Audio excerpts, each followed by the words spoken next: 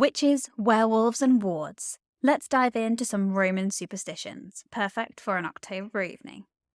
In this video, I'm going to go through some Roman ghost stories, some werewolf stories, and witches, as well as have a look at some superstitions we get from the Romans. One of my favourite spooky stories comes from Petronius. He wrote about a slave who convinces a soldier to walk with him to his girlfriend's house.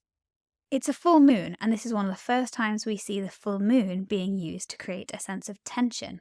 As they're walking along, they, of course, decide to stop at a graveyard. The slave sits down, starts whistling, counting to himself, when he notices that his friend the soldier has taken off all his clothes and urinated in a circle around them. He thinks this is quite odd, but he is not as terrified as when a minute later, his friend transforms into a howling wolf.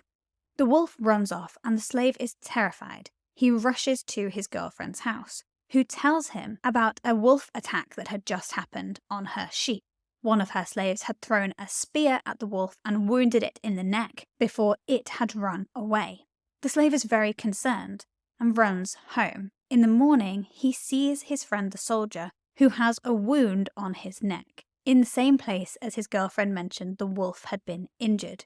He realizes then, and not before, that his friend the soldier had been turned into a werewolf. A fantastic Roman ghost story comes from Pliny the Younger. It's set in Athens, in a house that people have been describing as haunted. A philosopher, Athenodorus, buys the house. He's heard the stories, but he doesn't really take any notice of them. The story goes that you can hear chains rattling at night, but Athenodorus does not necessarily believe these stories. He buys the house, he moves in. One evening he is sat writing, when suddenly he hears the sound of chains getting closer and closer and closer to the room he is working in. He looks up and sees a ghost, the figure of a man with chains around his hands. Athenodorus does not panic. In fact, he tells the ghost to wait a minute while he finishes what he is writing. The ghost comes closer and rattles the chains over his head, but Athenodorus just focuses on what he's doing. Finally, he finishes and follows the ghost. The ghost takes him outside and shows him a place in the garden.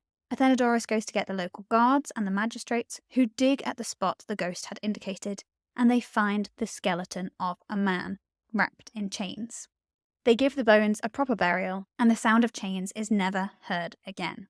Pliny the Younger recounts this to one of his friends, which shows that he very clearly believes in this superstition. A witchy tale now. Apuleius describes the travels of one of his characters to Thessaly. Now, Thessaly was seen by the Romans as very superstitious, very magical. They were very afraid of Thessalian witches.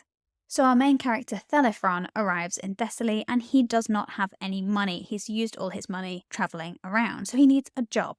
He finds a job watching over a dead body. He's a bit concerned about this, but he does it anyway. It's good pay. So the wife shows him into the room where the corpse is lying, and she makes a very important point of showing Thelephron the corpse's face and pointing out the nose, the cheeks, and the ears. Thelephron's a bit confused by this, but he remembers a warning from someone when he took the job, that witches in Thessaly like to take the skin and the flesh of a dead person's face to use in their magical arts. His task is to stay awake at night to watch over the dead body so no witches can come and take the flesh of the corpse's face. So Thelephron settles in for the evening, and already he's kind of creeped out by being in a room with a corpse on his own, but he sings some songs to try and lighten the mood. Until what appears before him, horror of all horrors, a weasel. Now, he's really frightened by this. He's absolutely terrified because the weasel stares at him in a very unusual manner, not like an animal should. And so he scares the animal away. But as he does so, he falls into a deep sleep. And he's only woken up when the wife enters to tell him it's time for the funeral the next morning. He's quite concerned that he has failed at his job. However, he takes his payment and happily skips on his way.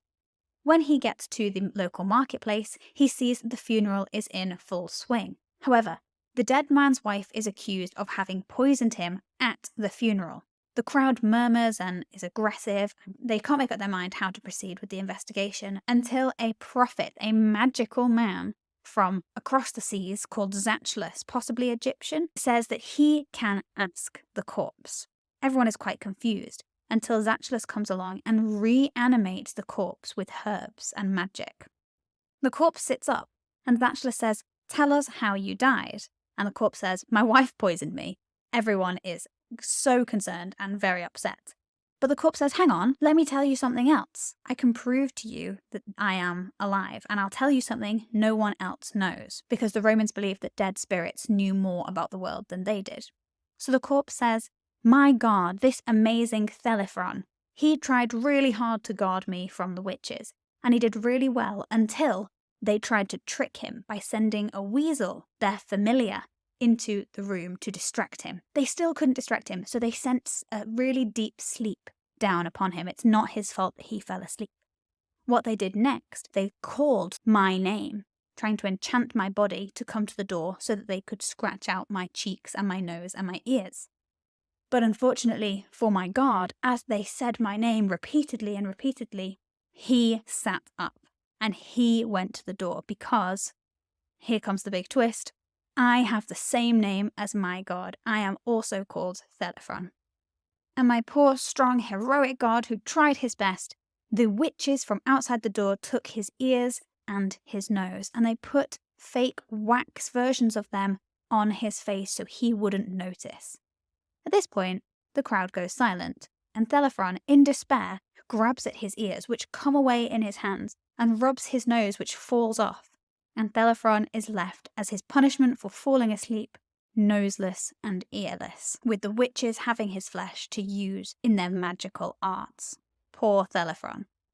Moral of the tale, don't go to Thessaly and get mixed up with witches. Now we take a lot of our superstitions from the Romans. The Romans were convinced that the left-hand side was a bad omen. So if you had a sign from the gods on the left-hand side, it was a bad thing. And they called the left-hand side sinistra. So sinistra and dextra is the right-hand side. We get the word dexterous from that. But from sinistra, we get the word sinister, which to us means evil or spooky or worrying. So that is a superstition of the Romans that still exists today. Another superstition is that grooms in Rome would carry the bride over the threshold after their wedding ceremony. And this was because if a bride tripped on the way in, it spelt disaster for the marriage. So this is why if you scoop up your new partner, you're continuing a Roman superstition that you don't want them to trip as they step through the door, so your marriage can have good luck instead of the bad that would ensue. Broken mirrors are another thing the Romans hated. It might even be older than that, it may be a Greek superstition, but the Romans took it and ran with it as they always did. Broken mirrors were thought to capture a piece of your soul. But the 7 years bad luck definitely comes from the Romans. They used to take the pieces of a broken mirror, and to ward off the bad luck, they would bury this broken mirror. And for some reason, that negates the 7 years bad luck. Are you superstitious? Do you think you'd have done well in the Roman world? Let me know what you think in the comments. Thank you so much for joining me, and I'll see you next time on Bambasbat.